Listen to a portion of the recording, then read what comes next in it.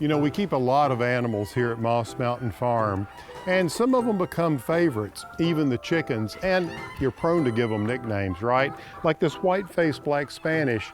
This guy, we've had him a few years, his name is Sid Vicious. But one of my favorite roosters is a Buff Orpington named Amos. We call him Famous Amos. I would even go so far as to say that he's a pet, which will not come as a surprise to those of you who raise chickens. Their plucky personalities can be very endearing. In fact, some folks treat their poultry with as much love and devotion as the family dog. Oh, I sing sweet lullabies to them to calm them all the time.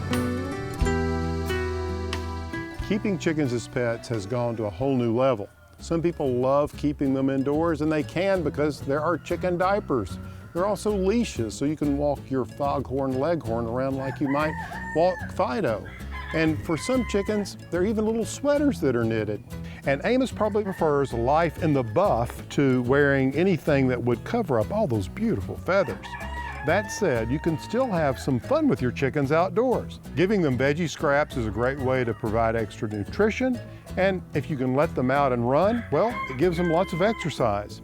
Now, in this pen of Wellsummers, a beautiful breed that we raise for their chocolate dark brown eggs, I'm putting in one of these chick sticks, which is kind of a suet cake for chickens. They love to peck at it.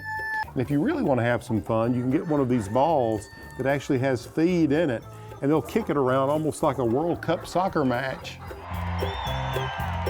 The point is, chickens like us love to be entertained.